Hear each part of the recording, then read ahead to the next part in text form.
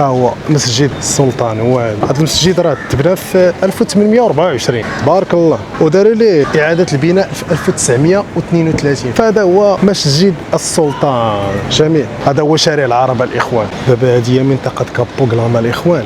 دابا هي في الحقيقه هي كانت مستوطنه ديال الملايين العربيين. شفتوها كيفاش داير؟ صباح الخير عليكم الاخوان، مرحبا بكم في نهار جديد، اول يوم في دوله سنغافوره اللي هي دوله عظمى قويه جدا اقتصاديا وتجاريا وكل شيء. فهي دوله حديثه يعني فيها العصاره والاناقه، تيقول لها مودرن سنغافور. فالاخوان كنتوا تعرفوا ان سنغافور من الدول العالم المتقدمه من ناحيه في المجال يعني التكنولوجي، واحد الدول اللي تعتبر من احسن جوازات السفر في العالم بطبيعه الحال مع اليابان ودول اخرى. فالاخوان هذه هي سنغافوره كنتوا تشوفوا معايا، اللي كانت من افقر دول العالم، واللي جا واحد الرئيس اللي هو لي كوان يون اللي وحد هذه البلاد. هذه لي كوان يون اللي حول هذه البلاد قويه تجاريا واقتصاديا وتكنولوجيا. كي تيقول بالجمله الشهيره ديالو اللي هي سوف نعمل معا حتى نصبح اقوى دوله في العالم ولا نموتوا كنقولوا حنايا، ولا يعني هو عطى واحد البروميس واعر لواحد الوعد عطى لهذه الدوله هذه.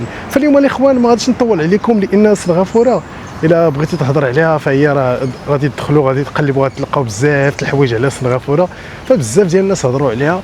فانا عطيتكم مختصرات. سنغافوره كانت من افقر دول العالم واصبحت الان تعتبر من اغنى دول العالم. شكرا بزاف على الفيديو السابق. بلايص هنا اللي تقدروا تزوروها في سنغافوره بطبيعه الحال. المركز ديال سنترال هو المركز الداون تاون ديال المدينه اللي هو داونكور.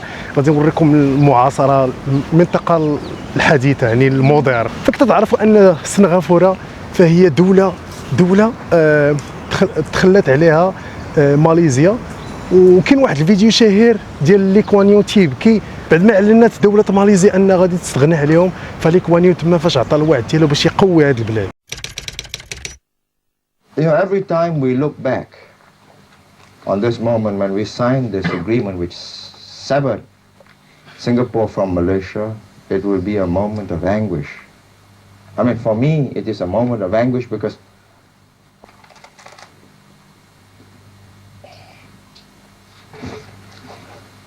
I had believed in Malaysia, in merger and the unity of these two territories. لكن الرئيس ديال لي كوان يون حول هذه البلاد لواحد القوه عظمى اقتصاديا وتجاريا اللي ما تتخيلوش. تحولت سنغافوره بسرعه كبيره الى مدينه معاصره وحديثه. كنتوا تشوفوا معايا ها البلد الفقير كيفاش ولا. دابا ماشي كنوريكم انا زعما تنوريكم هي كيفاش البلاد، التقدم ديال البلاد كيفاش، اما راه حتى هي راه عندها سلبيات. راه كاينين الحوايج لداخل، كاينين الناس ما عايشين في بارطمات صغيورين معذبين، واخا رغم ذلك كتبان لك الدوله دايره بحال هكا. فاني الدوله ناجحه اقتصاديا ولكن الشعب واكل الدق هنايا. علاش؟ من ناحيه الطاكس، من ناحيه الغلاء المعاش، فمعظم الناس كيعانيوا من هذا المشكل هذا، وهذا راجع الى العمل اللي كيعملوه هو. يعني دابا هي الا ما كنتيش خدام داكشي ديال التكنولوجيا والاي اي وداكشي، يعني صعيب تعيش ديك الحياه اكثر من البالونس. فدابا بعض الناس تيتمناو يعيشوا هذيك الحياه ديال البالونس. ففي سنغافوره فما تحلمش بها هنايا.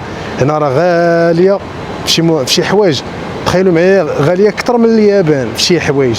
اما الاشياء الاخرى فتيبان ليا بحال.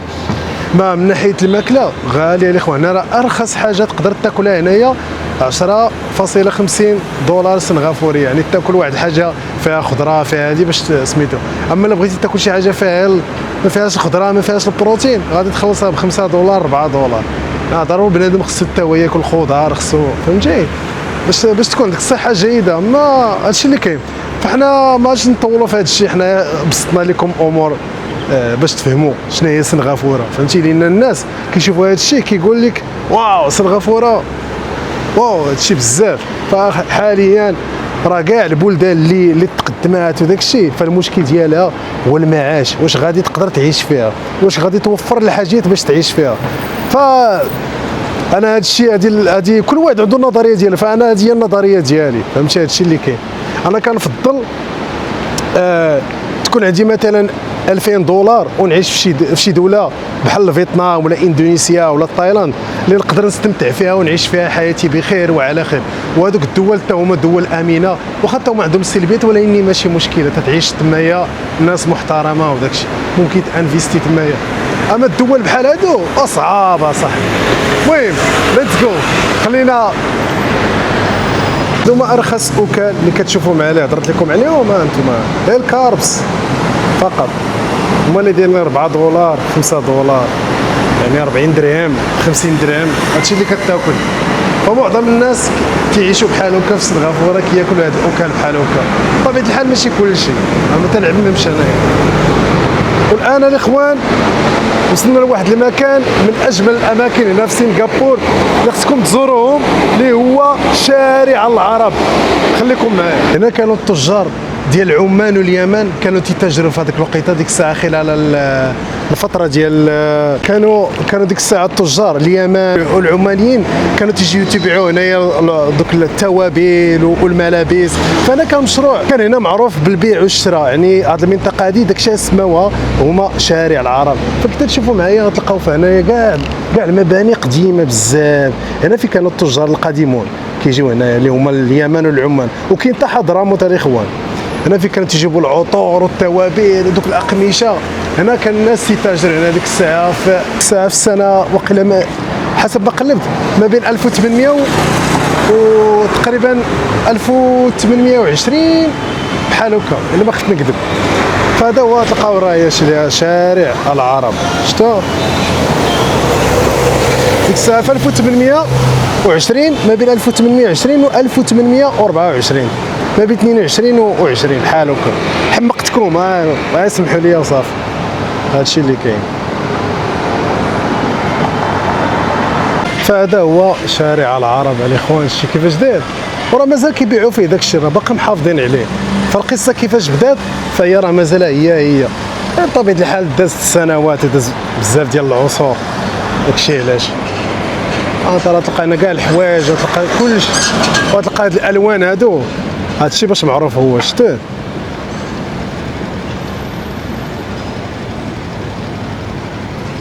هانتوما شتيه دخل هنايا راه هو مسجد السلطان. شتيه ماسك السلطان. هذا هو احد المعالم التاريخيه العالميه كاع اللي كاينه في سنغافوره. هو هذا شتيه. عرفتي الاخوان هذا المسجد هذا من احسن المساجد اللي كاينين في سنغافور. اجي تشوفوا معايا تشوفوا شو الزخرفه بعدا اللي مورايا. بعدا اصلا انا ما شفتهاش تنفيلمي لكم. اش كي دايره والله الا شي تيوريك التجار العرب. والاسم ديال هذا الشارع هذا سميتو كامبون غلام اللي المعنى ديالها في المالي ديك الساعه في القديم هي القريه، تقولوا لها القريه الفيليج. ها هو مسجد السلطان. هو هذا شوف الاخوان. هذا المسجد راه تبنى في 1824 تبارك الله، وداروا ليه اعاده البناء في 1932 فاش عاودوا داروا له الترميم، يعني دات سنوات.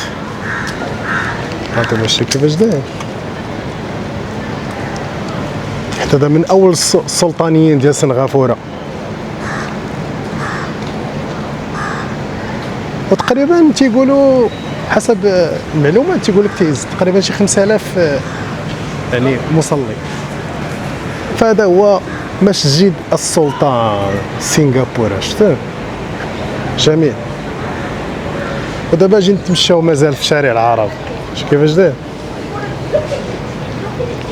فالاخوان كامبون غلام تتعني غلام اسم شجره ديك الساعه في القديم. كانت واحد الشجره سميتها غلام، فهذا هو المعنى ديالها كامبون غلام. وهنا غتلقاو بزاف ديال الباربيكيو والشاورما اي حاجه وكل شيء حلال هنايا. داكشي هما سماوه الشارع العرب. شوف كيفاش داير. المحلات زوينين صراحه. وراه هذوك راه ماشي شراجم هذوك، كاينين واحد يبان لي راس منهم حمقوني. شوف كيفاش داير. عطي واحد المنظر واعر الاخوان. يا سلام يا سلام. هذا هو شارع العرب الاخوان. دابا غادي نكتشفوا هنايا في هذه المنطقه ديال كامبون غلام خليكم معايا. دابا هذه هي منطقه كابوغلاما الاخوان. دابا هي في الحقيقه هي كانت مستوطنه ديال الملايين العربيين، هكا تيقولوا لها الملايين العربيين.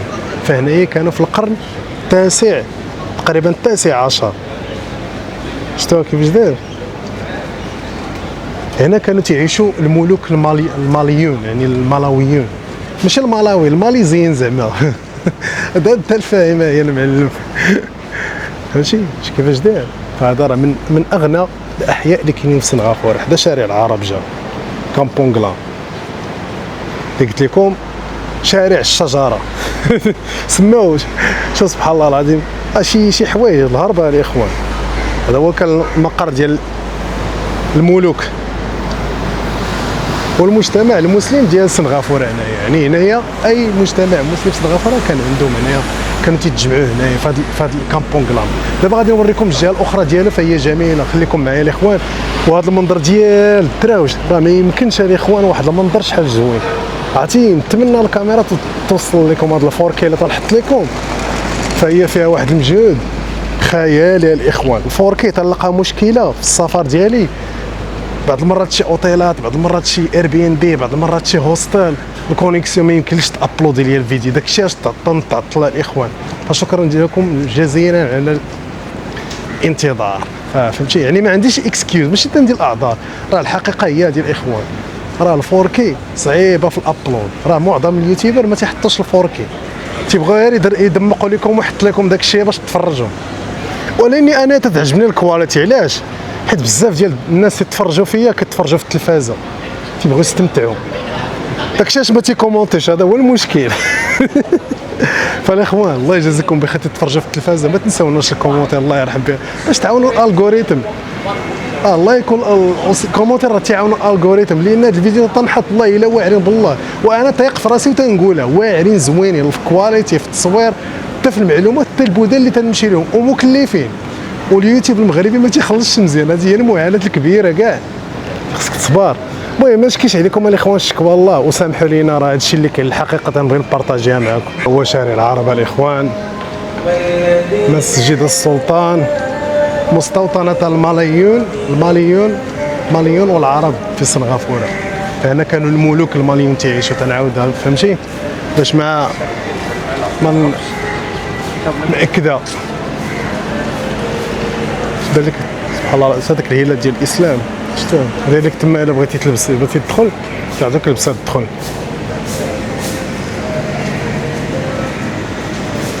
كيفاش داير؟ ترى لاحظتوا في الزخرفات في التحت الاخوان، شوف جميل. واو شي الحي كيفاش داير هنايا،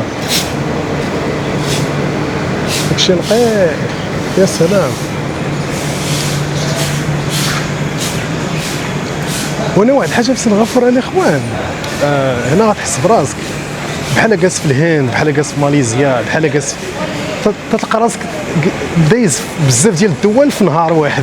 علاش؟ هذا راجع لنا الاختلاط هنا الاخوان، اللي هي تتسمى مالتي كولتر، متعدده الثقافات، اللي هي سنغافور. شو هنا ايش مكتوب قدامي هنا؟ وليمه العروس. انا شتي اللباس السنغافوري يقدر يكون دوك الملوك. المهم قولوا لنا في الكومونتير الناس ديال سنغافوره، فهمتي؟ صافي راه شارع صغير الاخوان، وتيجي حدا الدخله، شو تبارك الله الدخله يلاه لاحظتها الاخوان، والله ما رديت معاها البال، تبارك الله الاخوان. شوف والله ما سخيت نخرج من هنا الاخوان، ما سخيتش نخرج، ندير لكم ماشي نبقى نتمشى كاع ما نهضر. عرفتي واحد تبارك الله، عرفتي الاخوان واعر بزاف. اللي عجبني فيه هو صغيور وما فيهش الضجيج ونقي، وحتى الناس هنا ما ساكتين، فهمتي؟ الصباح ممكن الصباح، هادشي اللي كاين. دابا عرفتي شنو هو الاخوان؟ نهضر معاكم والله مازال ما شارب قهوه، والله عرفتي تنحس براسي غير هذاك الحماس اللي فيا، فقت بكري خصني نوريكم سنغافوره، خصني حتى انا نكتشفها. عرفتي اول مره تنجي سنغافوره فهذا بالاضافه الاخوان هذا هو البلد ديالي رقم 20 الحمد لله رقم 20. فالهدف ديالي بغيت نوصل 30 ومنين وصلت 30 نقول لكم علاش الهدف ديالي 30 دوله. عندك 30 تتعني ليا بزاف د الحوايج. دابا نشرحها لكم في الفيديو اللي غادي نوصل فيه 30 دوله ان شاء الله. بزاف ديال الناس ما فاهميناش.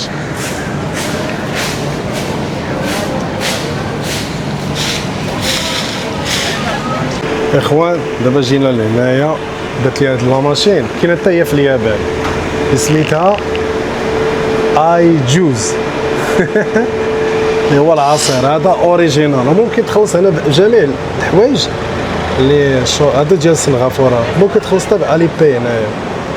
غادي نشربوا عصير ب$2 سنغافوريه. قال لك هنا من 2 حتى ل5. غنشوفوا هنايا اوكي. ورجع لي الصرف غادي يرجع لي تقريبا $3. هاي شفتوا اول مره تنشوف هاد الدولار ديال سنغافوره. دابا راه غادي تصاوب العصير راهو شفتوا. بعد ما دوموندينا عصير هو الثمن ديالو $2. واو واحد الحاجه الاخوان سنغافوره خصك ترد البال. شريتي شي حاجه من حدا شي بلاصه شرب حداها راه كاين تما هذاك الطارود الزبل رميه تما وسير في حالك سير مهني وقف على راسك شرب على راحتك. اما واش انت غادي تشرب صعيبه شويه تقدر يوقفوا عليك الله اعلم اخويا. المهم كملوا هذا العويصر ونرجع لكم من بعد. واحد السنغافوري ظريف مسكين بقى كاع تيتكيف شاد قاص كرسي حدا المحل ديالو تيتكيف وبقى شاد معايا ستون. شوف بلي هز التليفون تيصور فيها كتر فلوغي وما تيعجبهم فهمتي. كاين اللي ما عمره شاف يوتيوبر بحال هكا تيفلوغي بالكاميرا تيبغيو يشوفوا داك الشيء حقيقي كيفاش يطرا بيهايند سين تيقولوا لا وراء الشاشه المعلم. وشوفوا تبارك الله شوفوا هذا المسجد شحال جميل الاخوان ما سخيتش به والله ما سخيت به.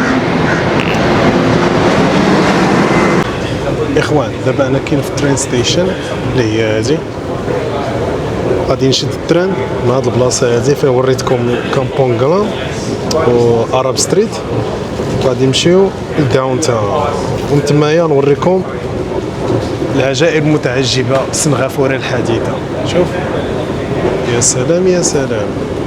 المهم المتروات راه ساهلين نلقى شي حاجه الخيال العلمي. انتم شوف بحال اليابان بحال كوريا الجنوبيه نفس الشيء والصين الدول ترانسبورتيشن يا سلام.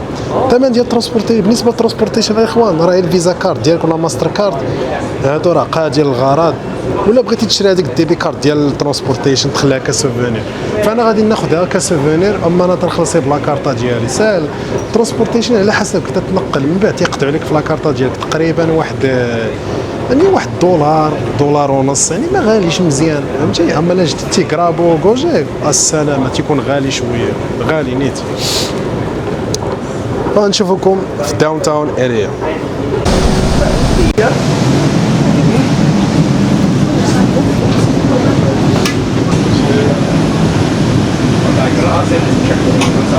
Let's go.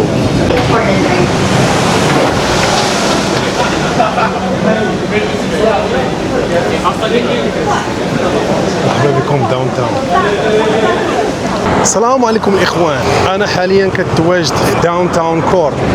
هذه المنطقه هذه من اغنى المناطق اللي كاينين هنا في سنغافور اللي تتواجد فيها يعني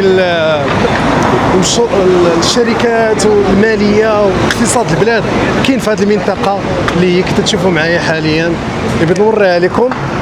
دايز نوريها لكم شحال الاخوان.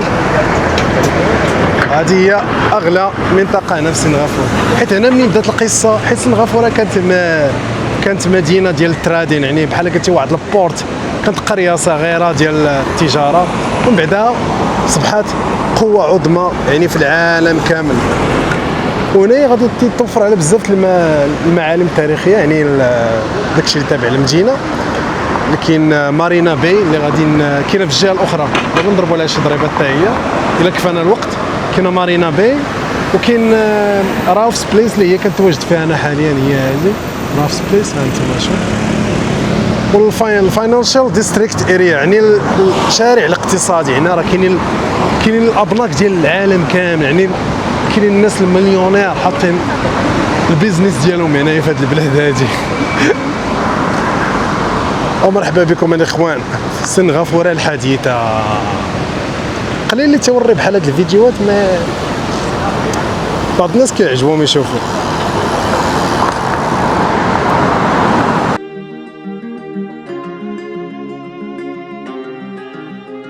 وهنا الاخوان كتشوفوا معايا هذا هو المارينا باي ستاتيو. كتشوفوا هذاك راه من اغلى الاوتيلات في العالم للخيال العلمي اللي ما يمكنش هذاك الديزاين كي تشوفوا معايا الديزاين شتي كيفاش داير المعلم هذا تسمى معلمه في سنغافوره. هذاك ديزاين واحد ديزاينر سميتو. دابا غادي نمشي نشوفوا ميرليون اللي غنتوجه ليه من هنايا، اللي هو معروف اشهر معلمه اللي كاينه هنا في سنغافوره، اللي جا تيجي ليها اللي هو هذاك اللاين، تقول ليه اللاين فيش. هذاك تعطي واحد المعنى الرمز ديال سنغافور اللي هو اللاين، اللي هنا سميتها هي مدينه الاسد. داكشي سنغافور. احنا نشوفوها وخليكم معنا. بارك زوين هنا الصراحه، نقي. هذا تيتسمى كامل مارينا باي بارك. جميل يا سلام. هذا هو اللي تيتسمى مارليون بارك باي بارك، تيسميوه تقريبا جاو في نفس البلاصه.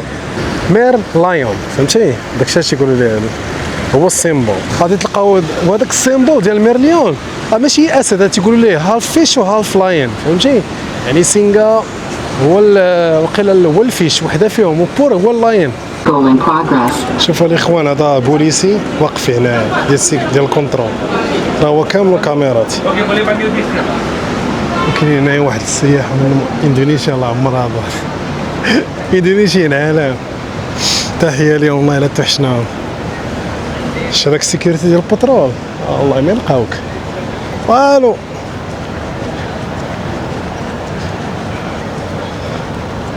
بالنسبه للمغاربه الاخوان سنغافوره ما صعيباش، راه اسهل حاجه، ولا اني واحد البلاد اذا غادي تجي لها غادي تشوف الواقع كيفاش داير. فالاخوان هذا هو ميرليون كتشوفوا معايا، هذا هو السيمبول ديال سنغافور. هذا الاخوان تيعني الا شفتوا الجسم ديالو هنايا، الا لاحظتوا معايا غنوريكم، الا لاحظتوا معايا الجسم ديالو هنايا غتلقاو نصف ديالو سمكه والفوق ديالو عباره عن اسد. وهذا تيعني ان سنغافور في القديم الزمان في الهيستوري ديالها، هذا تيرمز الهيستوري ديالها اللي هي كانت قريه ديال الصيد، فيشين فيليج. والسبع اللي تعني سنغافوره اللي هو لاين سيتي اللي هي سنغافور. فهذا عنده واحد المعنى قيم دايره البلاد هنايا. كتشوفوا معايا فراه ما يمكنش واحد السيمبول واحد المعنى خاصك تعرفوا قبل ما تجي ليه تزورو. فنتمنى اي واحد يجي يزور هذا المكان. صراحه انا تنحس بواحد الافتخار دابا، علاش هادشي كنت نشوفه في التصاور. ملي جيت وقفت حداه صراحه بقيت تنتامل شحال، تنقول واو واش انا وصلت لهنايا. واحد الاحساس رائع جدا. Can I take one? Yeah, sure. You want me to take your photo, guys? Yeah, take Oh, really? Video. Video? Yeah. The story video? story video. Oh, you guys? Yeah. Okay. Right? Okay. So should I follow you back or just stand? Yeah. Okay, guys, enjoy. Yeah. Thank you. Bye. Bye. ما قلت شكرا. التيشيرت ديال معاه ستة. هنا عالم. واش عرفتي شنو تتشرط عليا؟ واحد لقيتها ضربت فيها قالت لي لا ما تصورش هنايا، شدني من وبقيت تنشوف. والله الا سكت بقيت نشوف هذاك واش دابا هادي دايره معاه حنا مزيان، ضربه في منى الشمس عرقنا. انت في سبيل السفر فهمتي. هاني دراوش حيت هما نيه فهمتي. هذه هي كي كانت سنغافوره في القديم. شتو فيشين فيليج، قرية الصيد. شو هذا الرمز ديال هاد اللوحة الفنية راه ما يمكنش. شوف شي كيولاد سكاي سكابرز. ترى احسن انجاز يكون تاريخي هو ليكوانيون في تاريخ البشرية ديال هادشي ديال التطورات، هو ليكوانيون سنغافورة من الاخر. بزاف اخوان هادشي اللي كان في سنغافورة اليوم اكتشفنا معكم سنغافورة الحديثة، وشفنا المنطقة ديال الكامبونغ لان اللي هي قرية الملوك الماليين، وكاين تما تشاريع العرب. فنتمنى يكون عجبكم الفيديو ديال سنغافورة. صراحة ما كرهتش نطول هنايا، ولكن راه هنا واحد الغلاء راه ما يمكنش لي مستحيل. فهنايا زورو خفف وتتسمى سنغافورة. هالو يا ديك فاصل اشهاري. فهمتي سنغافورة الاخوان هي المدينه اللي تيقولوا ليها سنغافورة والميكيوبورا المعلم. هنايا نهار غادي تقام عليك بلوتيل ديالو بالماكله ديالو اكثر من 1000 درهم، يعني يعول على واحد 1500 درهم النهار هنايا. المهم كانت تجربه زوينه في سنغافورة. يقدر يكون فيديو اخر مع الصديق ديالي ياسين، غتكون واحد التجربه مغربيه كمغربي ساكن في سنغافورة. ما عرفتش صراحه مازال ما مأكدش بهذا الفيديو واش يقدر يكون ولا لا، انا حاليا مازال ما مأكدش، ولكني الا كان غادي يكون مفاجاه الفيديو الثالث. فخليكم معنا على القرص، وشكرا على المتابعه، ونشوفكم عما قريب. سنغافورة تحياتي عبر الآتي. السلام عليكم.